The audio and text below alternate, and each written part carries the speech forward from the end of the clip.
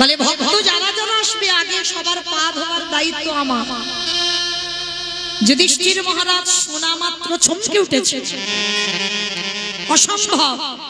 কৃষ্ণ, কে কোন জাতের মানুষ আসবে, কে নিচু জাত না কে উঁচু জাত, জাতের ঠিক নেই, তুই সবার পা ধোয়াবি? ভগবান হেসে বলছে, দাদা আমার কোনো কালে জাতের বিচার ছিল না, ওটা মানুষের। কি বাবা ভুল বললাম? ওটা মানুষের জাতের বিচারে, নিচু জাত আমি উঁচু জাত, হ্যাঁ এটা মানুষ করে, এটা ভগবানের নয়। ভগবানের যদি বিচার থাকতো তাহলে বাবা নবদ্বীপের মাটিতে মলয় চাঁদ কাজী যে বিধর্মী মুসলমান তাকে কৃপা করতে পারত? গোহক চণ্ডাল নিজ জাতি তাকে কৃপা করলো ত্রেতা যুগে রঘুপতি রামচন্দ্র। শবরী মা চণ্ডাল কুলে জন্ম নিয়েছিল, শবরী মাকে কৃপা করলো, ভুরি ভুরি প্রমাণ। তাহলে ভগবানের জাতের বিচার হয় না, জাতের বিচার মানুষ করে। হ্যাঁ, তো আজকের জগৎ সংসারে বাবা ভগবান সমাজকে শিখিয়েছে। আমি ভগবান হয়ে রাজস্বই যজ্ঞে আগে পা ধোয়ার ব্যবস্থা করেছি। কলির জীব, তোদের ঘরে যদি সাধুগুরু বৈষ্ণব যায়, ভক্ত যদি যায়, সবার আগে পা ধোয়ার ব্যবস্থা কর। ছিল বাবা, আমার ঠাকুমাদের দেখতাম, অনেক আগেকার দিনের কথা, তখন খুব ছোট, তখন দেখতাম যে বাড়িতে যদি গুরুজনেরা আসে সবার আগে মা পা ধোবার ব্যবস্থা করা হয়। আর এখন আমাদের মতো মেয়েরা যত টিভি সিরিয়াল দেখে আর তাদের মতো আচরণ হয়ে যায়, আমরা ভুলে যাই সেই পুরানো সংস্কৃতির কথা। কিন্তু চরণ ধরে বলে যাই মা, এই অধম কীর্তনিয়া আপনারা যেন ভাববেন না যে মৌমিতা জ্ঞান দিচ্ছে বড় বড় কথা বলে। না, আমি জ্ঞান দিচ্ছি না বাবা, আপনারা জানেন, আমি একটু মনে করাচ্ছি। এটা তো শাস্ত্র বিধান দিল। দেখো ভগবান কিসের জন্য পা ধোয়াবে? নিজে আচরি ধর্ম জীবেরই শিখায়, নিজে না করলে ধর্ম জীবকে শেখানো না যায়। নিজে আচরণ করে সমাজকে শেখাচ্ছে ভগবান, তোরা আমাকে দেখে শেখ। তাই সবার কাছে আমার বিনীত নিবেদন, বাড়িতে যদি গুরুদেব আসে সবার আগে পা ধোবার ব্যবস্থা করবেন। অনেক মায়েরা প্রশ্ন করবেন, মৌমিতা গুরুদেব তো দেহ রেখেছেন, কি করব? আর বছরান্তর সাধুগুরু বৈষ্ণব ঠিক ঠিক পাই না, তাহলে আমি কি করব? ভগবান মুচকি হেসে বলছে তার ব্যবস্থাও আছে, তার ব্যবস্থাও ভগবান করে দিয়েছে ভাগবতে। ভগবান কৃষ্ণ সুদামাকে বলেননি, সুদামা এই পৃথিবীতে সব থেকে বড় গুরু যে যার ঘরের বাবা মা। আমার কথা নয়, বিশ্বাস করতে হবে না আমার কথা। সুদামাকে তো বলেছিল সব থেকে বড় গুরু যে যার ঘরের বাবা মা, তারপরে গুরু হলো শিক্ষা গুরু, দীক্ষা গুরু, তারপরে গুরু হলাম আমি ভগবান। কই একবারও তো ভগবান বলেনি সবার আগে আমি বড় গুরু, সবার আগে বাবা মার জায়গাটা দিয়েছি। ভগবান হেসে বললেন, ভক্তগণ যেতে হবে না নবদ্বীপ, যেতে হবে না বৃন্দাবন, হরিদ্বার, দক্ষিণ ভারত ও কুম্ভ মেলায়, কোথাও যেতে হবে না। বছরান্তর একবার করে জীবিত ভগবান পূজা করো। এই কত লাখ লাখ টাকা খরচা করে দুর্গা পূজা হলো, লক্ষ্মী পূজা হচ্ছে, কালী পূজা হবে, সরস্বতী পূজা হবে, সব রকমের 33 কোটি দেবতা পূজা হবে। কই একজন ভক্তর হৃদয়ে এখানে হাত রেখে বলতে পারবেন যে আমি জীবিত ভগবান পূজা করি? ভগবান সমাজকে শিখিয়েছে জীবিত ভগবান যদি কেউ হয় সেটা যে যার ঘরে বাবা মা। বলেন তো মা, আপনারা আমরা ছিলাম কোথায়? বাবা যদি কৃপার বিন্দু দিয়ে মার গর্ভে যদি আমরা 10 মাস না ধরে রাখতো মা, পারতেন এই বসে বসে কীর্তন শুনতে আর দাঁড়িয়ে কীর্তন গাইতে? ধরে রেখেছিল বলি না, যার জন্য আজকে সমাজে এসেছো দাঁড়িয়ে।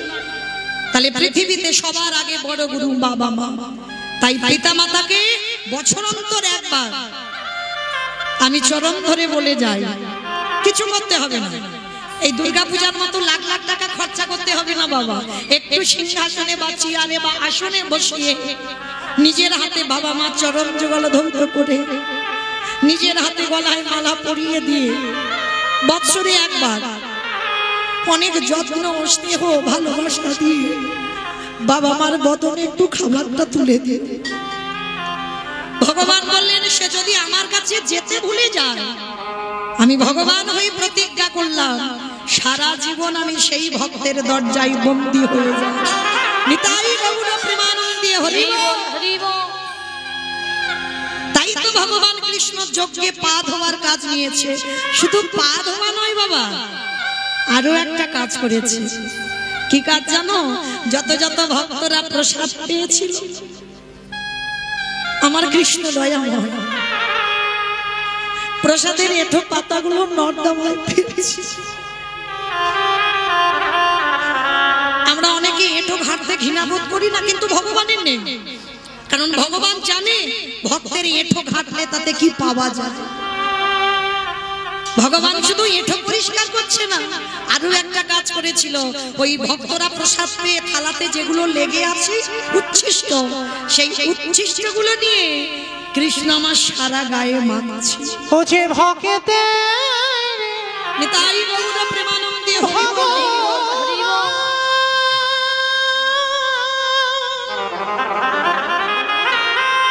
ও যে ভক্ত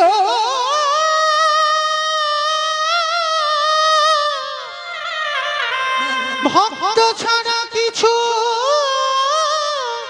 জানে না কৃষ্ণ, তাই তো যুগে যুগে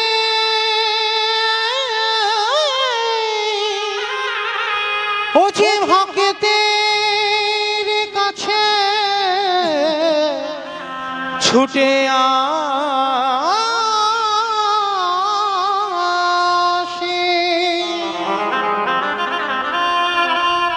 আমি যে ভক্ত ও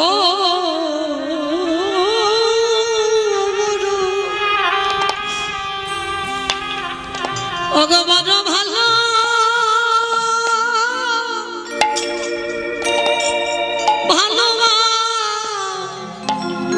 ভালোবাসি,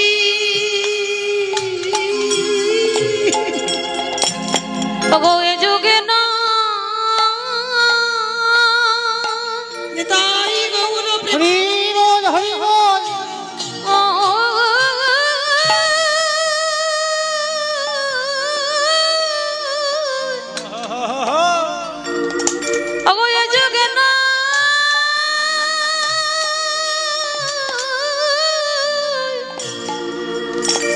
প্রতি যুগে যুগে আমি যে ভক্ত বড়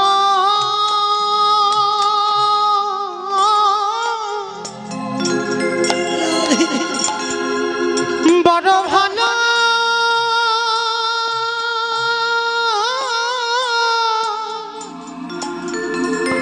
ভালোবাসি,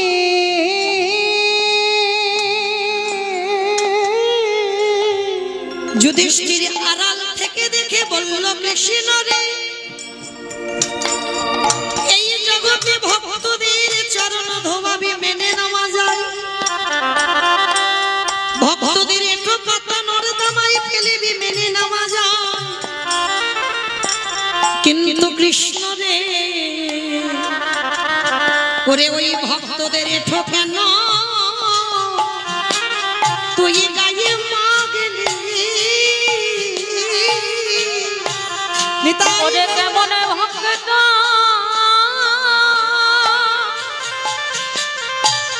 ও আরে কেমন ভগবান ভক্তের এঠো কেন তুই গায়ে মাখলি। ভগবান মৃদু হেসে বললেন দাদা গো, এ যে হলো আমার কর্মফল। যুধিষ্ঠির মহারাজ যেই না শুনেছে কৃষ্ণ বলছি আমার কর্মফল, সঙ্গে সঙ্গে যুধিষ্ঠির মহারাজ চমকে কৃষ্ণ কর্মফল, তার মানে তুই আবার কর্মফল খারাপ করিস? বলে দাদা সবাই তো পাপ করে, আমি কি করি জানো? আমি পাপ করি না, আমি হলাম দাদা গো মহাপাপী। আমার জগতে সবার বিচার,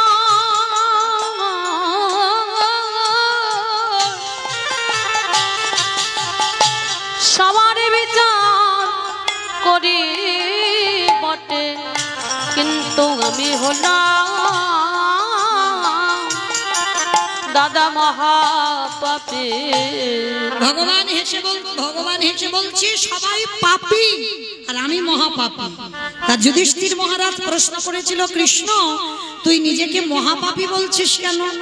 বলে দাদা, আমি তো ত্রেতা যুগে রঘুপতি রাম অবতারে রাবণকে বধ করেছিলাম, আর রাবণের মতো ভক্তকে বধ করলে পাপ হবে না?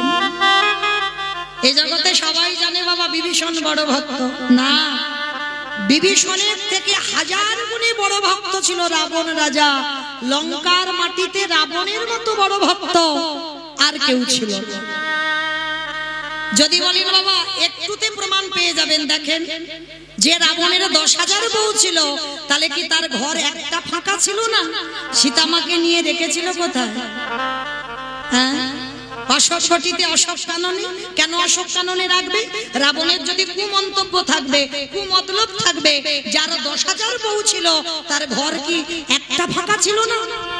সীতামাকে তো ভোগ করার ইচ্ছা ছিল, তাহলে সে ঘরে রাখতে পারত না, রেখেছিল অশোক। দেখেন প্রশ্নের উত্তর হলো অশোক। যেখানে শোকের ছায়া লাগে না সেইখানে সীতা মাকে বন্দী করলো। শুধু বন্দী নয়, মনে রাখতে হবে বাবা, নারী তো ভোগের নয়। কেউ যদি মনে করে নারী ভোগের, তার কাছে ভোগের হয়, নারী সাধনা। যে যেমন ভাবে ভজনা করবে বাবা, দেখেন অসুরদের অত্যাচারে দেবতারা স্বর্গ ছাড়ে। জগৎ জননী দশভুজা যদি 10 হাতে সামলাত না, ওই 10 হাতে যদি অসুরী নিধন না করত, বলো বলো, তাহলে দেবতারা যেত কোথায়? ওই দশভুজা,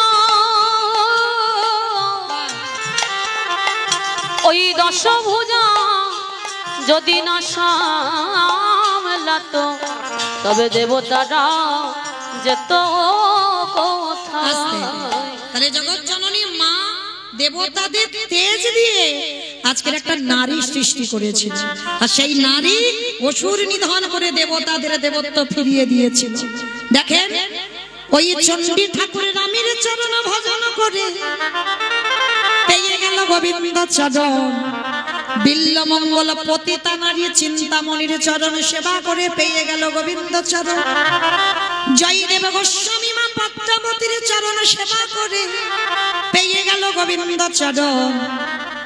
শ্রী শ্রী রামকৃষ্ণ পরমহংস দেবে মা শারদার চরণ সেবা করলো, করেনি কি গো?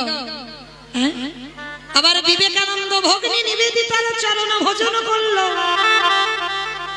এরা ভজনিয়া সাধনিয়া। তাহলে নারী সাধনা করতে হয়, নারী ভজনা করতে হয়, আর যারা জানে গুরু চরণ ধরে তারা সাধনা করতে শিখেছে। তো আজকের যার জন্য বাবা রাবণ তো লঙ্কার মাটিতে ত্রিকালদর্শী, ত্রিসন্ধ্যা গায়ত্রী করে, সেই রাবণ কোনদিন ভোগ করার জন্য নয়। রাবণের একটা প্রতিজ্ঞা ছিল, সমস্ত নারী আমাকে পাওয়ার জন্য কাঁদে, আর তুমি সীতা হতে পারো, তুমি ভগবানের ঘরণী হতে পারো, তুমি যতদিন না আমাকে গ্রহণ করবে আমি তোমাকে ছুঁয়েও দেখব না। এটা ছিল রাবণের প্রতিজ্ঞা। তাহলে রাবণ কোনদিন কুমতলবে সীতা মাকে আনেনি। এনেছিল কেন? ভগবানের প্রিয় জনকে যদি ধরে রাখা যায়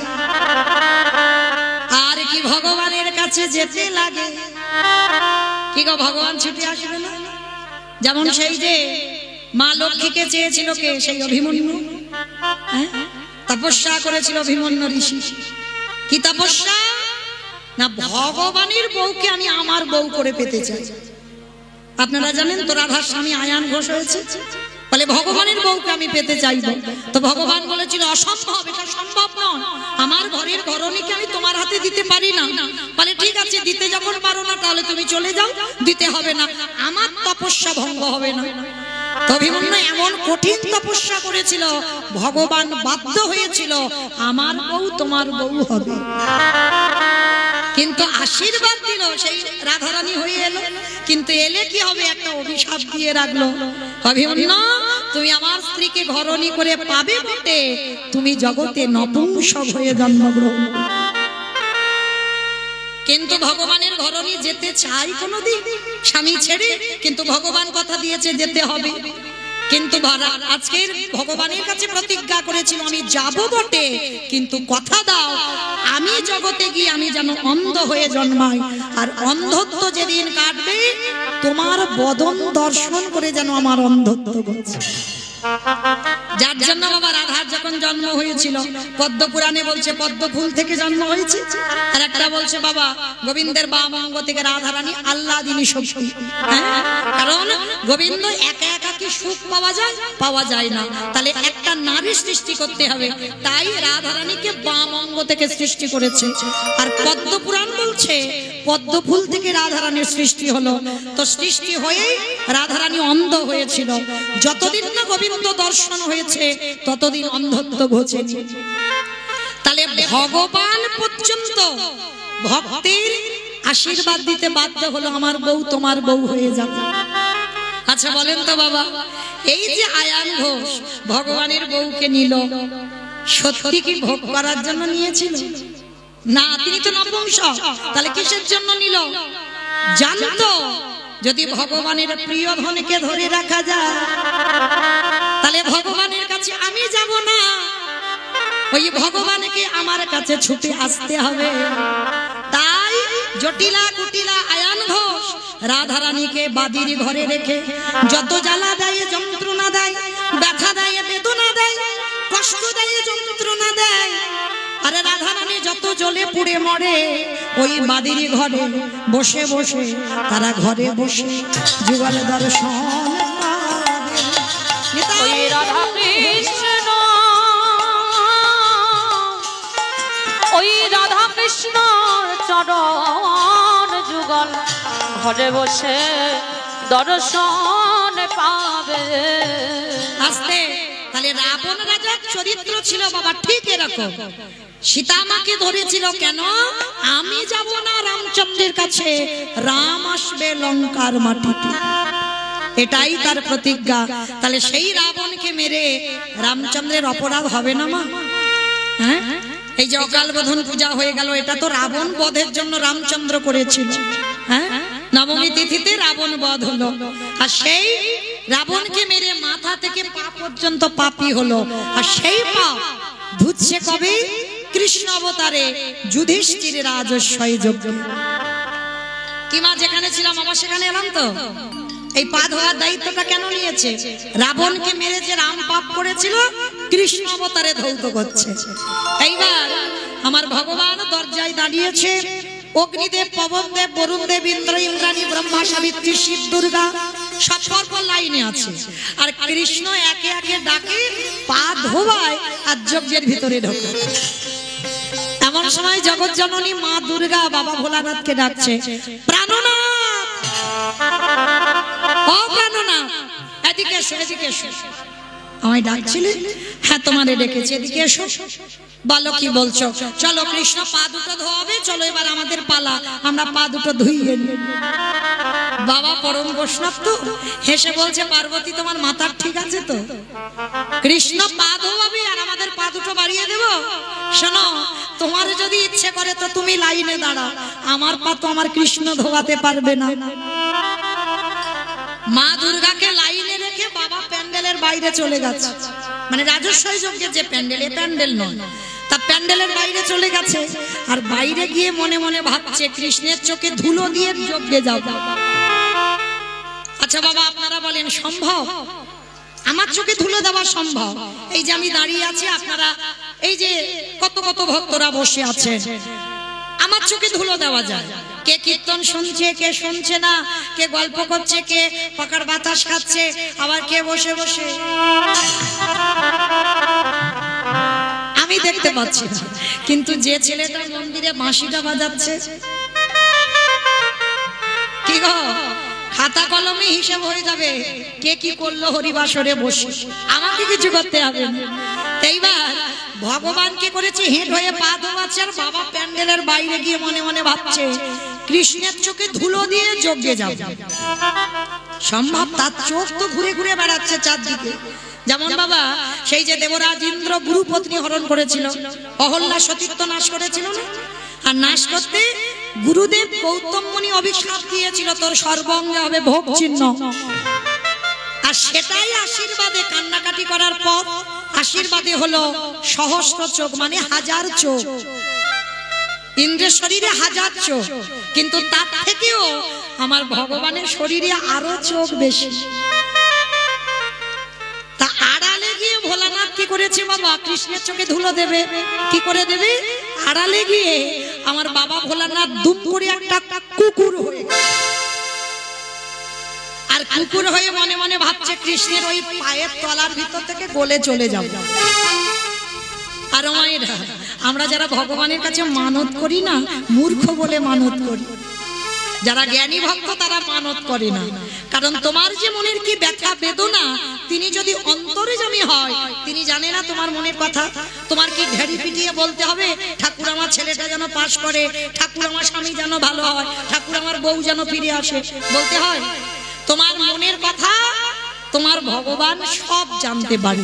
শুধু বললেন ডাকার মতো ডেকে যা, ভালোবাসার মতো বেসে যা, চাইতে হবে না, ফলের আশা করিস না, ফল দেবার মালিক আমি, সময় মতো ঘরে পৌঁছে দেব। নিতাই গৌর প্রেমানন্দ। হরি বল, হরি বল। আগে আমাদের সবাইকে জানতে হবে, সবাইকে বুঝতে হবে, এটা কলিযুগ। আর এই কলিযুগে যাগযজ্ঞ নয়, ব্রত পূজা নয়, ধ্যান তপস্যা নয়।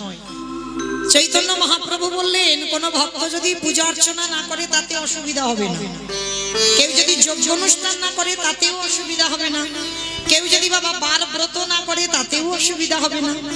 কিন্তু কলির মানুষকে একটাই পদ অবলম্বন করতে হবে, সেটা কি?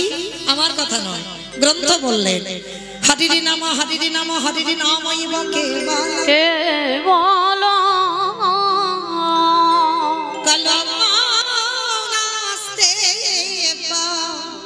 নাস্তে বা নাস্তে বা গতির গতির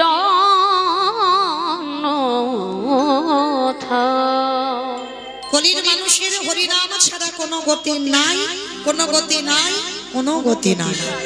একমাত্র ভব পারার সম্বল হচ্ছে বাবা এই হরিনাম। আপনারা প্রশ্ন করতেই পারেন মৌমিতা, ও তো যত যত কীর্তনিয়া কদিন ভোর কীর্তন শ্রবণ করবেন, সব কীর্তনিয়া একটাই কথা বলবে, মা হরিনাম শোনো, হরিনাম গাও, একাদশী করো, তুলসী তলায় জল দাও, গোবিন্দ চরণে তুলসী দাও, ও ছাড়া কলির মানুষের গতি নাই। কি মায়েরা বলবে না? সব কীর্তনিয়ারা আসবে ওই একটাই কথা বলবে, গোবিন্দ ছাড়া তোমাদের পদ নাই। আচ্ছা বাবা, কীর্তনিয়ারা বলবে আর আপনারা শুনে বাড়িতে চলে যাবেন, হবে না। আমি হরিবাসরে প্রথম দাঁড়িয়ে আগে বলেনি বাবা, কীর্তন বিষয়টা ঠিক নারকেলের মতো। মায়েরা নারকেল দেখেছো তো? বলে তার দেখবো না, গ্রামাঞ্চলের মানুষ তো। যারা যারা নারকেল দেখেছো মা, দেখবেন নারকেলের বাইরে একটা খসা আছে, খসাটা ছাড়ালে কি নারকেল পাবে? ওর ভিতরে আরো বেশি শক্ত, শক্তটাকে ভাঙতে হবে। তবে যদি বাবা শ্বাসটা টেনে ছাড়াতে পারো, তারপরে যদি তুমি আস্বাদন করতে পারো, তাহলে বুঝবে নারকেলের স্বাদটা কেমন। ঠিক তদ্রূপ এই জগৎ সংসারে কীর্তন বিষয়টা ঠিক এইরকম বাবা, একটু ভিতরে যেতে হবে। শুধু একটা কাহিনী হলো, একটা লীলা হলো আর শুনে বাড়িতে চলে গেলাম, হবে না। এই যে কীর্তনিয়ারা আমরা বলছি বা ভাগবত পাঠ যারা করেন, তারাও তো বলেন কলির মানুষের হরিনাম ছাড়া, গোবিন্দ চরণ ছাড়া কোনো গতি নাই। সত্যি কি গতি আছে? ভালো করে বাস্তবে মিলিয়ে দেখেন। যে যত বড় ধনী হও না কেন, যার যত টাকা থাকুক না কেন, যে যত বড় অট্টালিকাতে থাকো না কেন, কেউ যদি টাকার বিছানায় ঘুমাও, কেউ যদি সোনার পালঙ্কে ঘুমাও, কেউ যদি সারা জীবন দিল্লি বোম্বে কাটিয়ে দাও, তবু কিন্তু মনে রাখতে হবে বাবা, শেষের দিনে এরা তোমার কেউ আপন নয়। কীর্তন হরিবাসরে বসেছে, যত তাড়াতাড়ি জানবে তত তাড়াতাড়ি লাভ হবে। এরা কেউ তোমার নয়। আজকে যে বস্তুগুলো তোমার বলে তুমি অহংকার করে বসে আছো, কালকের অন্য জনের হবে। চিরস্থায়ী এখানে কেউ নয়, চিরস্থায়ী তো একটাই বস্তু, যেটা হলো আমার গৌর গোবিন্দ চরণ। কি মায়েরা ধরে রাখতে পারবে? যতই বলি না কেন, ছেলে আমার, মেয়ে আমার, জায়গায় আমার, জমি আমার, বৈভব আমার, সব আমার আমার আমার। কিন্তু মনে রেখো ভাই, বাঁশি যদি বেজে যায়, পড়ে থাকবে সরকারি খামার। এসেছো একা, তুমি যাবে একা। যেদিন এসেছিলে বাবা, পরনে কেউ একটা সুতো নিয়ে আসেনি। আর যেদিন ভব ছিঁড়ে চলে যাব, সেদিন এই সংসার আমাদের পরনে কিছু দেবে না। তাহলে এলে খালি হাতে, যাচ্ছ তুমি খালি হাতে। কটা দিনের জন্য বাবা একটু অভিনয় মঞ্চে অভিনয়, আমার আমার করে গেলাম। কিন্তু যাদের আকলে তুমি কৃষ্ণ ভজন ভুলে যাচ্ছ, যাদের আকলে রেখে তুমি গোবিন্দ বলে কাঁদতে পারছ না, যাদের আকলে থেকে তুমি বিষয় বৈভবে ডুবে রইলে, কেউ তোমার সাথী হবে না। শেষের দিনে সাথী হবে তোমার কর্মফল। জগতে কি করেছো? কতদিন তুমি হরিবাসরে বসেছো, কতদিন তুমি সাধু সঙ্গ করেছো, কতদিন যাবত তুমি গুরু চরণ ধরেছো, কতদিন যাবত তুমি একাদশী করেছো, কতদিন যাবত তুমি ধর্মকে আঁকড়ে ধরেছো। এই ভালো ভালো কর্ম আমাদের সঙ্গী হবে। আর একটা গ্যারান্টি, আমি মৌমিতা, এটা আমাদের সাথে যাবে। সেটা কারোর গ্যারান্টি নয়, ওটা আমার গ্যারান্টি, ওটা যাবে। তবে জানি না আপনাদের এই গ্রামে নিয়ম আছে কিনা, তবে আমার ডায়মন্ড হারবার এলাকায় নিয়ম আছে। মানুষের মৃত্যুর পর কিছু দাও বা না দাও, মা দুটো জিনিস ভাড়া করতে হবে। বলো তো কি? যারা আছে খুব ভালো, আর যার নাই দুটো জিনিস ভাড়া করবে। এক হলো খোল, আর এক হলো করতাল। আর পেছনে যখন এই দেহটাকে নিয়ে যাবে, বাজাবে না? বলো হরি বলো হরি। কি মায়েরা বলে তো? তাহলে এই জায়গাটা একটু ভাববেন। এই যে দুর্গা পূজা হয়ে গেল, এবার লক্ষ্মী পূজা। আচ্ছা, এই যে মায়ের পূজা হচ্ছে, যেদিন বিসর্জন হবে, বিসর্জনের দিন পূজা হচ্ছে খুব ভালো, আর যেদিন বিসর্জন হবে বাবা, ধুমধাড়াক্কা ডিজে ডিজে বাজনা, মানে এমন ডিজে বাজবে বাবা, হাট যেন ব্লক হয়ে গেল। হয় না? এদিকে হয় না, এদিকেও হবে। আমি ভাবলাম আমার ডায়মন্ডে বুঝি হয়, তার মানে এদিকেও হয়। তাহলে এইগুলো বাবা অনুভব, এগুলো জ্ঞান। তাহলে সেটাও তো মা। তাহলে মাকে যখন বিসর্জন করতে যাচ্ছ, তুমি নাচানাচি করছো, তুমি ডিজে বাজনা বাজাচ্ছ। আর যেদিন আমাদের দেহটা বিসর্জন হবে, সেদিন কি বাবা একটা লরিতে করে ডিজে বাজনা বাজালে হতো না? হবালে হতো। তাহলে হওয়াচ্ছি না কেন? এই জায়গায় আমার চৈতন্য মহাপ্রভু শিক্ষা দিলেন, ওরে কলিরজি, ভালো করে পিছনে চেয়ে দেয়, এলি খালি হাতে যাচ্ছিস খালি হাতে। তাহলে শেষের দিনে তোর সঙ্গী হলো কর্মফল, আর কি সাথী হলো? যাত্রা, নাটক, ফাংশন যাই হোক না কেন বাবা, কিছু সঙ্গী নয়। তাহলে সঙ্গী কি? এই হরি নামে যাবে।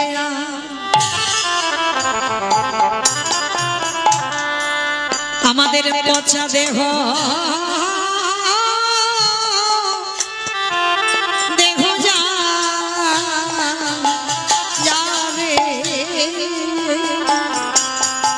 যেদিন তুমি ভাবো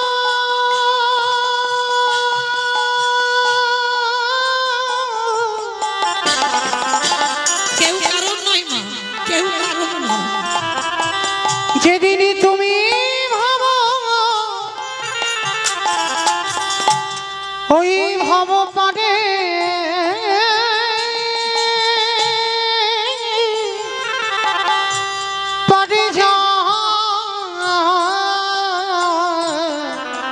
যাবে,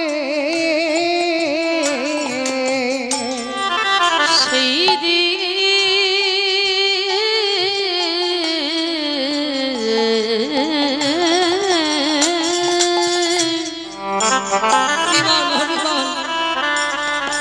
সেই দিন নাম যাবে।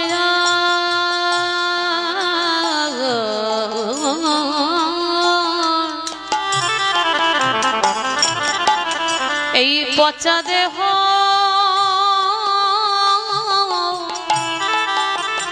ও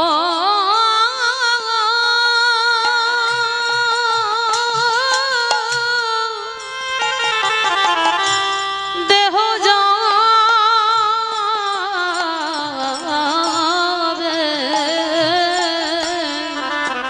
আমাদের কারোর কৃষ্ণ ভজন হলো না কৃষ্ণ বলে বলি এইভাবে সবাই মায়ার বাঁধনে আমরা বন্দী হলো শুধু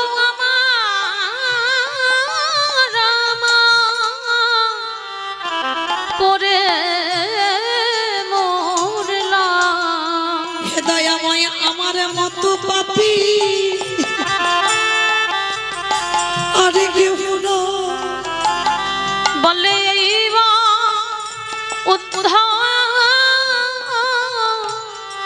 করো মোরে হে দয়াময় পার ঘাটাতে আমি দাঁড়াইয়ে রইলাম অগপনে করো হে দয়াল হরি দয়াময় তুমি জানো চরণে ছাড়া করো না দয়া শুধু এ জন্মে নাই জন্মে জন্মে দয়াল আমি ঘাটে বসে আমি বসে রইলাম বলে এইবার উদ্ধার করো মোরে ওগো তুমি বিনে আমার গতি নাই তুমি তো কত পতি উদ্ধার দিলে বলি একবার আমায় তোমায় করে নাও বলে আমি একা রইলাম পড়ে যেন চরণে ছাড়া করো না দয়া শুধু এ জন্মে নাই জন্মে জন্মে তুমি চরণে ছাড়া করো না দয়া শুধু এ জন্মে নাই জন্মে জন্মে যেন চরণে ছাড়া করো না শুধু এ দয়া জন্মে নয় জন্মে জন্মে যেন চরণে ছাড়া করো না এ দয়া জন্মে নয় জন্মে জন্মে নাম যাবে আর পচা দেহ যাবে আস্তে শিশুকালে কৃষ্ণ ভজে কৃষ্ণ পাবার আসে কৃষ্ণ পাবার আসে ভগ যৌবনেতে কৃষ্ণ ভজে আসিবা না আসে আসে বানা আসে ভগ বৃদ্ধকালে কৃষ্ণ ভজে জমের তহর আসে আপনারা শাস্ত্র জ্ঞানী তত্ত্ব জ্ঞানী সবাই জানেন শিশুকালে কৃষ্ণ ভজে কৃষ্ণ পাবার আসে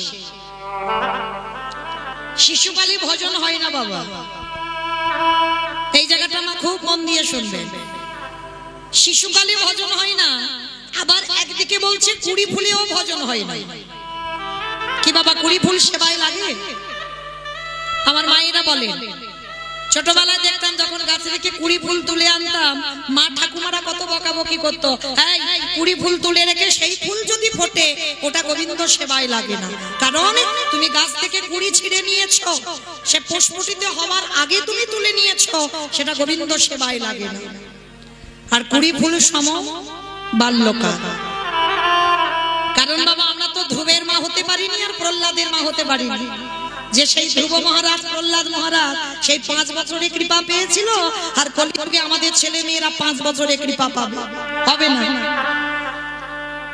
তাহলে কুড়ি ফুলের সেবা লাগবে না আর বাসি ফুল তো লাগবেই না বাবা আপনারা সবাই জানেন বাসি ফুল লাগে ভালো করে দেখেন একদিকে দেহতত্ত্ব আর একদিকে শাস্ত্রটাকে মেলাতে হবে বাসি ফুল গোবিন্দ সেবায় লাগে না আর বাসি ফুল সম বার্ধক্যকাল দন্ত পড়ে যাবে কেশ পেকে যাবে চামড়া গুলো আলাদা হয়ে যাবে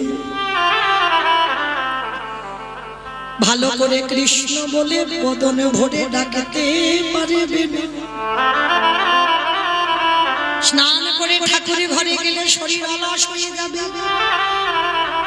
ভগবানের জন্য যদি নাম করতে বসো বারে বারে ঘুম পেয়ে যাবে। এটা বাসি ফুল, সেবায় লাগছে না। তাহলে সেবা দেবে কোন ফুল? আজকের ফোঁটা ফুল। আর আজকের ফোঁটা ফুল সম আমাদের যৌবন কাল। এটা আমার কথা নয় মা, গোবিন্দ আমার বারবার বলছে, রাধে গো ভক্তের যৌবন বড় আমি ভালো বলে গো রাধে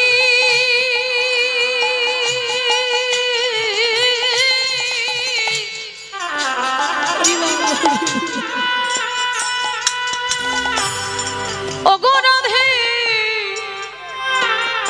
রাধে বিনোদিনী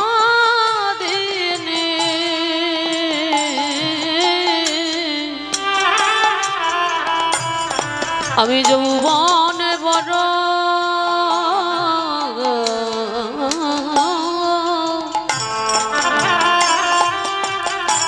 বড় ভালো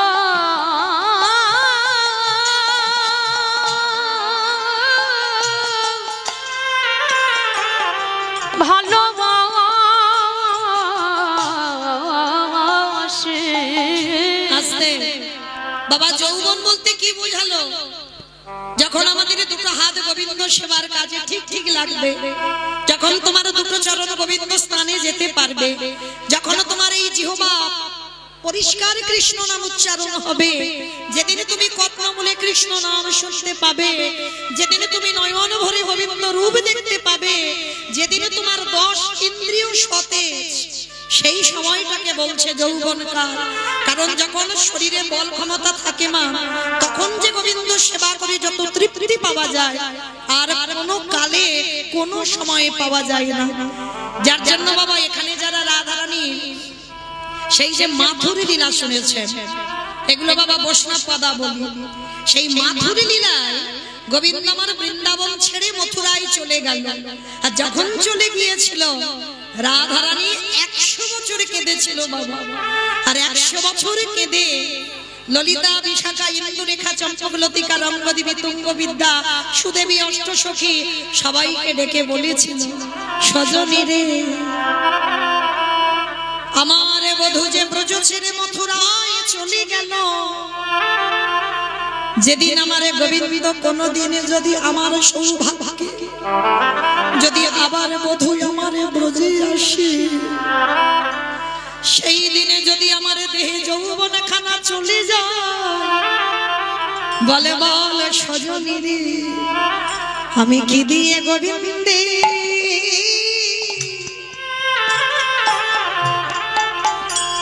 গোবিন্দের সেবা সেবা দেব আমার যৌবনে জানি নিতাই গৌর হরি বল হরি বল হরি বল।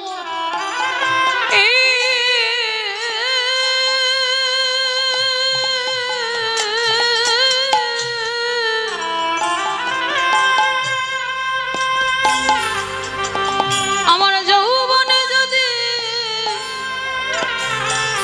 পুরা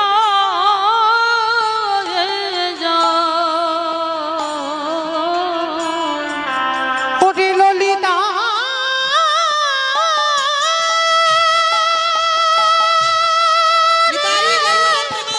হরি বল হরি বল হরি বল।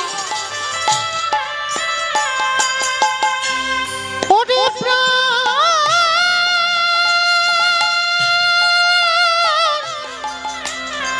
সজনিয়া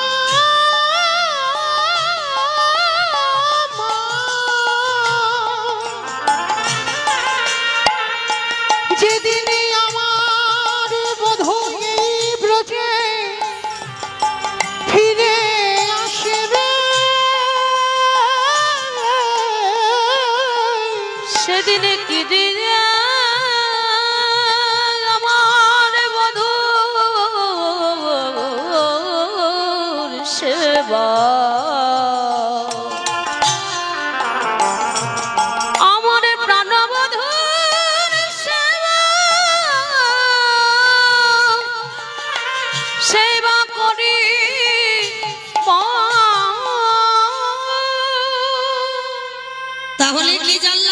কৃষ্ণ ভজিবার তরে সংসারে আয়ন বিছে মায়ায় বদ্ধ হয়ে বৃক্ষ সম হইন।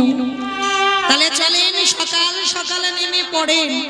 আজকের আমরা সবাই যখন একত্রিত হয়েছি একটা কথা মনে রাখবেন বাবা, হেসে কীর্তন শোনার শ্রোতা জগতে অনেক পাওয়া যায়, কিন্তু আনন্দ তখনই হয় এই পৃথিবীতে যদি কেউ কৃষ্ণ নামে হৃদয় যুগল ভাসাতে পারে। এই পৃথিবীতে কেউ একবার যদি কৃষ্ণ নামে কাঁদতে পারে, এই জগতে যত জ্বালা যন্ত্রণা সমস্ত কিছু দূরীভূত হয়ে যায়। তো চলেন যোগ যখন এসেছে যাতে বিয়োগ না হয়, কারণ একটা মূল্যবান কথা আপনাদের বলে দিই। আমার এই দাদা ভাইরা যারা আমাকে নিমন্ত্রিত করে এনেছেন, আপনাদের সবার জন্য একটা খুব মূল্যবান সম্পদ, মানে পৃথিবীর মাটিতে বলা যায় পৃথিবীর মাটিতে সবথেকে মূল্যবান সম্পদ আপনাদের জন্য একটু রেখেছেন। তো আমি আপনাদের চরণ ধরে প্রার্থনা করব, অন্তত আমার কীর্তনের শেষে আপনারা শেষ পর্যন্ত একটু থাকবেন। যেহেতু আমার দাদা ভাই আমাকে নিমন্ত্রিত করে এনেছেন, আমি শেষ কীর্তনিয়া, আমার পরে আর কীর্তন নেই। আর যেহেতু আপনাদের সবার জন্য একটা মূল্যবান সম্পদ রেখেছেন, হ্যাঁ, সেই সম্পদটাকে আপনাদের হাতে তুলে দেব। তো যার জন্য সবার কাছে আমার বিনীতভাবে নিবেদন, কীর্তনের সমাপ্ত পর্যন্ত আপনারা একটু ধৈর্য ধরে বসবেন। দেখবেন অচৈতন্য জীবের চেতনা দেবার জন্য কীর্তন। তাহলে আজকে আমরা সবাই কিছু না কিছু জানবো, কিছু অনুভব করব। তার জন্য সবাই একত্রিত হয়ে আমরা সবাই যাব শ্রীধাম নদিয়া নবদ্বীপ ধাম। কি মাইরা সবাই একটু নদিয়ায় যাবে? তো সবাই যাবে? বাহ, তা আজকে সবাই যখন যাব, আর আপনারা জানেন দিনটা বড় ধন্যাতি ধন্য দিন। আজকের আমাদের বৈষ্ণব সমাজের নিয়ম সেবার প্রথম দিন। তাহলে এই ধন্যাত দিনে আপনারা যখন বসেছেন, তো সবাই চলেন আজকের আমরা এই নদিয়ার মাটিতে গিয়ে দেখবো ব্রজেন্দ্র নন্দন কৃষ্ণ, সত্যতে নারায়ণ, ত্রেতাতে রাম, দাপরে কৃষ্ণ, আর কলিতে হলেন শ্রীকৃষ্ণ চৈতন্য মহাপ্রভু। প্রভু যেদিন নদিয়ায় এসেছিলেন, নদিয়ার ভাবটা কেমন ছিল জানো? বৈষ্ণব মহাজনেরা বৈষ্ণব পদ লিখছে, কত সুন্দর কথা দেখো। আজ জয় জয়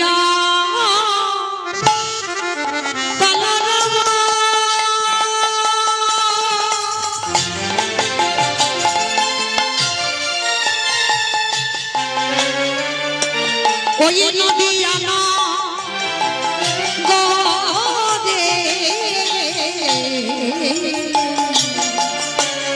জয় জয়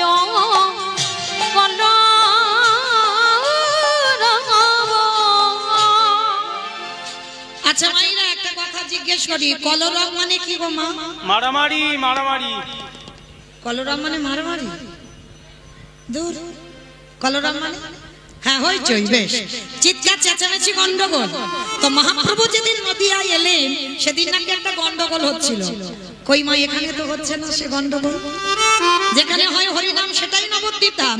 তাহলে এটা যদি নবদ্বীপ হয়, এটা যদি বৃন্দাবন হয়, তা সে গন্ডগোলটা তো হচ্ছে না? হচ্ছে। একটু দেখেন গুনগুন আওয়াজ হচ্ছে না? কিন্তু ওই গুনগুন আওয়াজ নয়, সে গন্ডগোলটা যেন তিনটে ধ্বনি হয়, শঙ্কর ধ্বনি, উলুদ ধ্বনি, আর যাদের যাদের হাত আছে, যাদের হাত নাই বলবো না, হাত আছে তো যাদের আছে, কই একবার দেখান। নিতাই গৌর প্রেমানন্দী হরি হরি হরি বল। বাহ, কই আবার একটু উলুদ ধ্বনি প্রেম সে। আজ জয় জয় জয়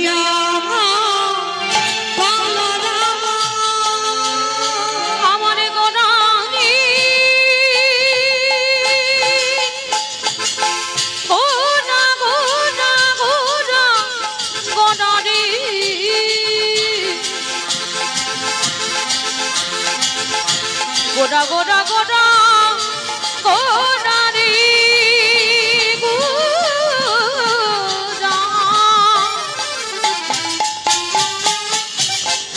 ওই নদিয়ার চাঁদ গোড়া আমার আমার প্রাণে গোড়া। আজ জয় জয় কলো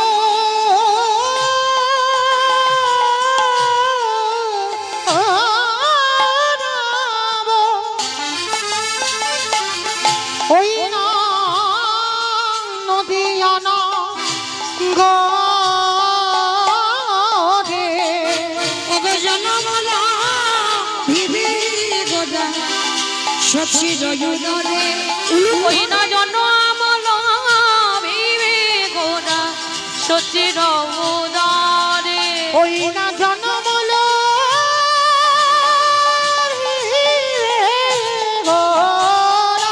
সচির উদরে নদিয়াতে উদয় ওই নদী আছে গৌরদয় হরা ওই না নদী আছে উদয় হরা ওই নদী আছে উদয় হরা কৃষ্ণ প্রেমে প্রচারিত ওই নদী আছে উদয় হলো প্রসারিত নদীয়াতে উদয় হলো নদীয়াতে উদয় হলো জনমল ভিবে গোরা সচির উদরে তাহলে কৃষ্ণ কলিযুগের মাটিতে গৌর হলো। আচ্ছা আমার কার ডাকে এলো? আপনাদের আমাদের ডাকে নয়, এসেছিল শান্তিপুরের মাটিতে বুড়ো অদ্বৈত আচার্য গোসাই। আচ্ছা বাবা, এখানে আমাদের প্রশ্ন, পৃথিবীর মাটিতে ভক্তের অভাব তো ছিল না, তাহলে এত রকমের ভক্ত থাকতে একেবারে শান্তিপুরের মাটিতে বুড়ো মালির ডাকে কেন এলো? তাহলে জানতে হবে শান্তিপুরের বুড়ো মালিটা কে, যার একটা নাম হলো অদ্বৈত আচার্য গোসাই। আর এই অদ্বৈত আচার্য গোসাই যিনি হচ্ছেন বাবা, আরো একটা নাম হচ্ছে যার নাম মৃত্যুঞ্জয়। আমা বলো তো কোন ঠাকুরকে মৃত্যুঞ্জয় বলে? কালী ঠাকুরকে, কালী ঠাকুরকে, কালী ঠাকুরকে নাকি মৃত্যুঞ্জয় বলে?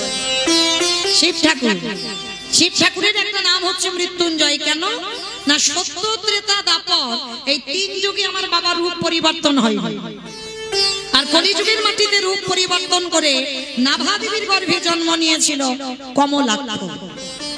তাহলে আজকের আমাদের জানার বিষয় বাবা, যার ডাকে কৃষ্ণ নদিয়ায় গৌর হলো, যার আহ্বানে ব্রজেন্দ্র নন্দন কৃষ্ণ নদিয়ায় গৌর হয়ে এলো, সেই অদ্বৈত আচার্য পরম বৈষ্ণব বাবা ভোলানা তিন যুগে শিব হলো, কলিযুগে কেন শিব হলো না? এই কেনর কথা জানতে গিয়ে বাবা আমাদের একটুখানি সবাইকে যেতে হবে মহাভারত। এই মহাভারতে বাবা যুধিষ্ঠির মহারাজ করেছিল রাজস্বই যজ্ঞ। আপনারা জানেন এখানে দক্ষিণ 24 পরগনার মানুষ, অন্যান্য জেলার মানুষ যত না এই শাস্ত্র সম্পর্কে অভিজ্ঞতা, কিন্তু আমার দক্ষিণের মানুষ বাবা অভিজ্ঞতা বেশি। তো আজকে আপনারা ভালো করে রামায়ণ মহাভারত এগুলো তো পাঠ করেন, জানেন যুধিষ্ঠির মহারাজ করেছিল রাজস্বই যজ্ঞ। আর এই রাজস্বই যজ্ঞে আমার ভগবান কৃষ্ণ সবাইকে দায়িত্ব নিজে দাঁড়িয়ে থেকে একটা একটা করে কাজ বুঝিয়ে দিয়েছিল। আর যুধিষ্ঠির মহারাজ বলেছিল, কৃষ্ণ কৃষ্ণ তুই সবাইকে দায়িত্ব বুঝিয়ে দিবি, সবাইকে কাজ বুঝিয়ে দে। দাদা এই যজ্ঞে যত যত ভক্ত আসবে, আমি কৃষ্ণ দয়াময় হয়ে সবার প্রথমে আগে পা ধোবার ব্যবস্থা করব। ভগবান কতটা দীনতার প্রতিমূর্তি দেখেন। আমরা কলির মানুষ যেটা পারি না সেটা ভগবান করে দেখিয়েছে রাজস্বই যজ্ঞে। তো এইবার ভগবান কি করেছে বাবা, সত্য শুনতে পাচ্ছে, এবার ইচ্ছে করে ভগবান পা দুটোকে ফাঁকা করে দিয়েছে, আর বাবা ভোলানাথ পিছন থেকে কুকুর হয়ে গুটি গুটি পায়ে আসে, আর এসে সবে মাত্র মাথাটাকে, আর যেই না পায়ের তলায় দিয়েছে কৃষ্ণ দুটো হাঁটু নিয়ে কানের কাছে, এইবার দেখ কেমন লাগে।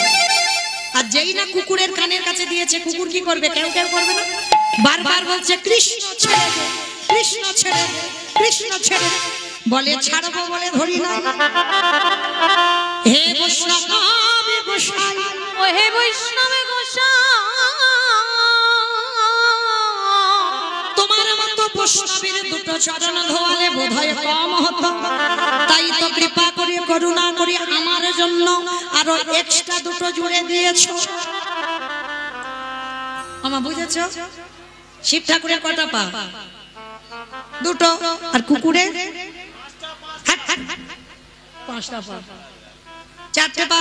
ভগবান বলছেন রাবণকে মেরে যে পাপ করেছি, তোমার মতো বৈষ্ণবের দুটো পা ধোয়ালে কম হবে, ওই জন্য আমার জন্য আরো দুটো জুড়ে দিয়ে আরো এক্সট্রা করেছো।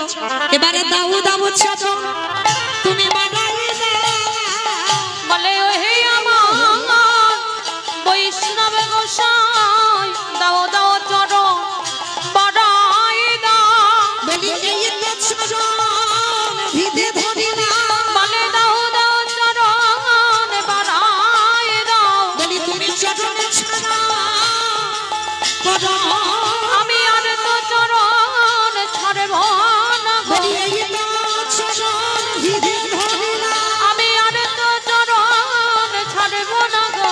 এই তো চরণ ফিরে ধরি না, আর তো চরণ ছাড়ব না গো। বলি এই তো চরণ ফিরে ধরি না। আর তো চরণ ছাড়ব না গো।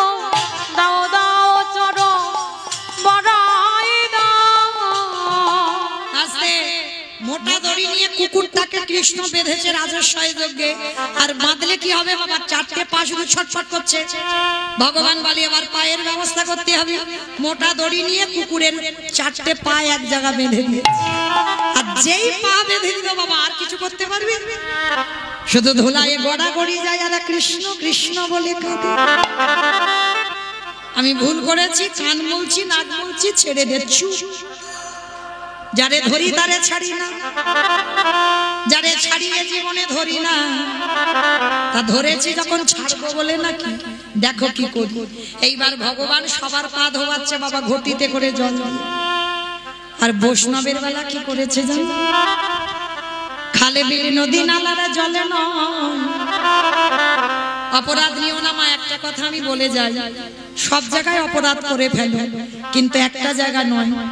কোন জায়গায়? বৈষ্ণবের বাড়িতে যদি হয় ক্ষুদ্র অপরাধ, ক্ষুদ্র অপরাধ মহা মহা ভজনেতে করে যাই করে যায় এবার। অপরাধ করে দেবা গঙ্গা স্নান, গঙ্গা স্নানে যায়। প্রতিটা পাবনী গঙ্গা তারে দেখে দূরে সরে যায়, দূরে সরে যায়। বৈষ্ণব দেখে যে বানায় মন্ড, ননগায়ে মুন্ড তারে মুন্ডু করে যায় নরকের কুণ্ড। নরকে কুণ্ড। সাবধান যেন লোকের প্ররোচনায় পড়ে যেন নবদ্বীপের মাটিতে ওই চপলের মতো যেন না হয়।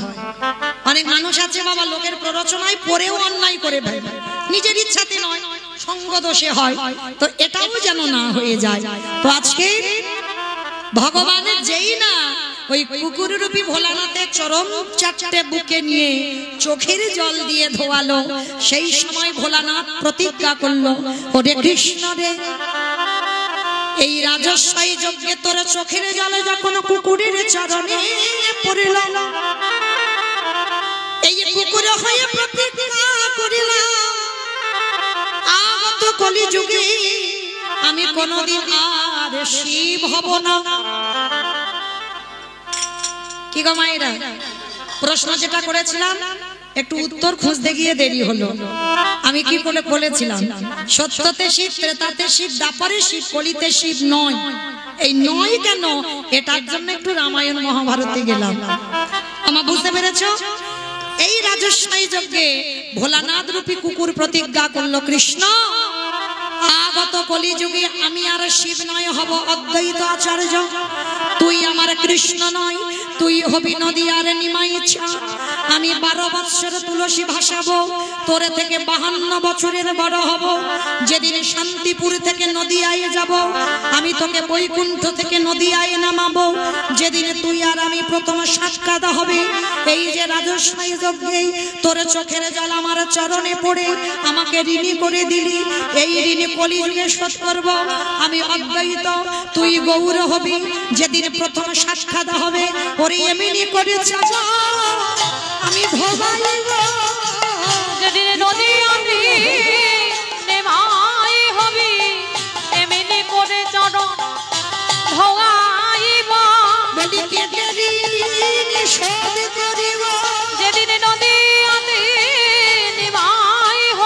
বলি কেদেরি শোধে আমি এই প্রতিজ্ঞা করে রাখলাম এই প্রতিজ্ঞা করে ঋণ শোধ করিব বলি এই প্রতিজ্ঞা করে দিলাম এদের ঋণ শোধ করিব এমনি করে চরণ ধোয়াইব।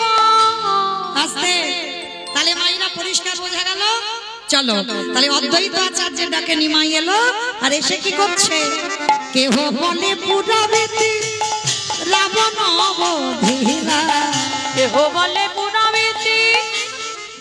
বাবা এগুলো আমার কোনো বানানো গান নয়, মহাজনী পদাবলী, বৈষ্ণব পদাবলী। তাহলে বৈষ্ণব পদাবলী শুনতে গেলে উলু কই?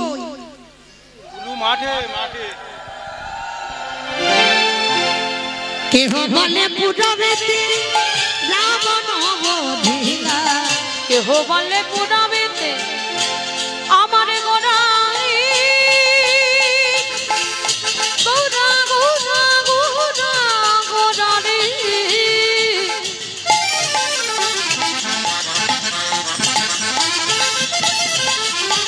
গোড়া গোড়া রে ওই নদীয়ার গোড়া আমার আমার প্রাণে গোড়া কেহ বলি পুরাবেতে রাবণ অবধিরা। গোলকের বৈভব লীলা প্রকাশ করিলা। ওই গোলকের বৈভব লীলা প্রকাশ করিলা। ওই গোলকের বৈভব লীলা প্রকাশ করিলা। শ্রী রাধার ভাবে গোদায় গোদা। শ্রী রাধার ভাবে রে গোড়া অবতার। শ্রী রাধার ভাবে এবে গৌরায় অবতার। ওই শ্রী রাধার ভাবে গোড়া অবতার। হরে কৃষ্ণ নামে গৌ করিলা প্রচার। ওই হরে কৃষ্ণ নাম গৌর করিলা প্রচার। ওই হরে কৃষ্ণ নামে গৌর করিলা প্রচার। এইবারে লীলা প্রকাশ হলো। এইবারে লীলা প্রকাশ হলো। এইবারে লীলা প্রকাশ হলো। এইবারে লীলা প্রকাশ হলো। গোলকের বৈভব লীলা প্রকাশ করিলা। ওই গোলকের বৈভব লীলা প্রকাশ করিলা। ওই গোলকের বৈভব লীলা প্রকাশ করিলা। বাসুদেব ঘোষ কহে করি জোড়হা। করি জোড়হা ওগো যে এই গো শ্রীকৃষ্ণ সেই তো জগন্না। সেই তো জগন্নাথ। তখন নবদ্বীপে যখন ছিলাম বাবা দেখি একবার সবাই মিলে প্রেম সে বলেন তো গৌর সুন্দরী কি জয় নবদ্বীপের ধাম কি জয় সচির নন্দন কি জয় ধ্বনিটা হলো কি? জয়। এটাও জয়। বললাম ধ্বনিটা হলো কি? এটা নাকি জয়। রাধে।